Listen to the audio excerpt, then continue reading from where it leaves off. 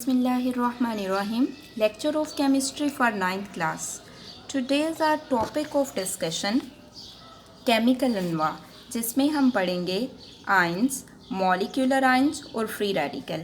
Ions, molecular ions और free radical. आज हम आयंस को डिस्कस करेंगे जिसकी आगे से 2 टाइप्स हैं. अब बच्चे बेसिकली आयंस क्या हैं? एटम या एटम्स का ऐसा मजमुआ जिस पर कोई चार्ज हो उसे आयन कहते हैं. एटम या एटमों का ऐसा मजमुआ जिस पर कोई चार्ज हो उसे आयन कहते हैं. अब इसकी आयंस की 2 टाइप्स हैं. ठीक है, आयंस की 2 इकसाम हैं.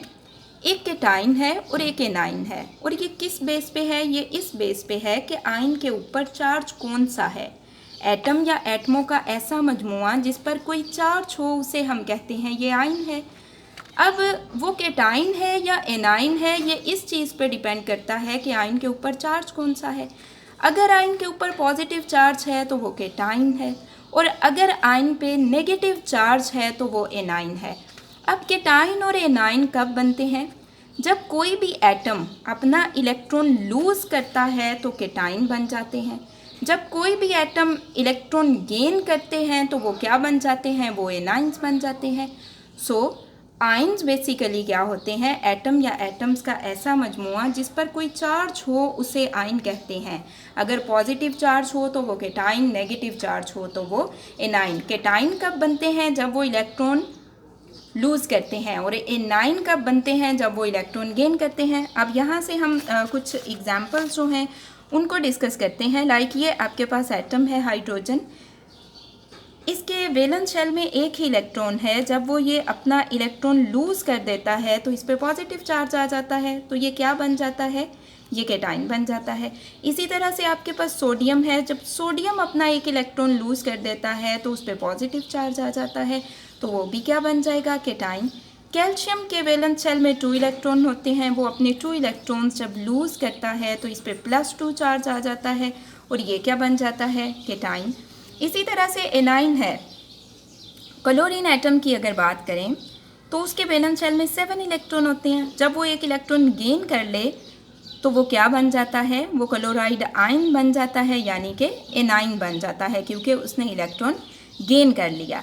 जब कोई भी एटम इलेक्ट्रॉन गेन करता है तो उसके अंदर number of electrons number of protons से बढ़ जाते हैं जिसकी वजह से उन पे नेगेटिव चार्ज आ जाता है.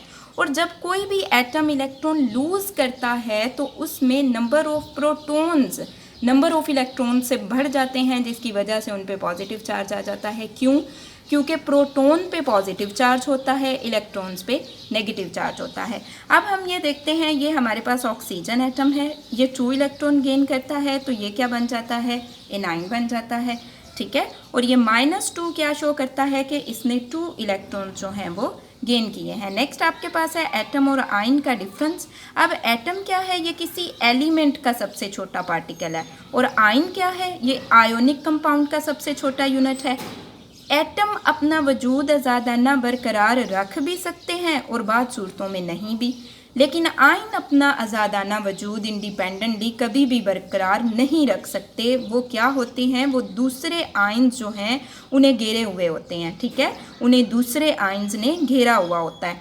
अगर हम एटम को देखें तो ये न्यूट्रल होता है, इस पर कोई चार्ज नहीं होता. फॉर एग्जांपल ये देखिए, ये आपके पास हाइड्रोजन एटम है, इस पर कोई चार्ज नहीं.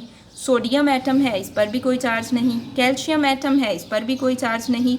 लेकिन जब वो इलेक्ट्रॉन लूज़ करते हैं तो उन पे चार्ज आ जाता है. सो एटम न्यूट्रल होता है, उस पर कोई चार्ज नहीं होता. जबकि आयन जो है उस पर चार्ज होता है. अब आयन पे कौन सा चार्ज होता है? पॉजिटिव भी हो सकता है और नेगेटिव भी.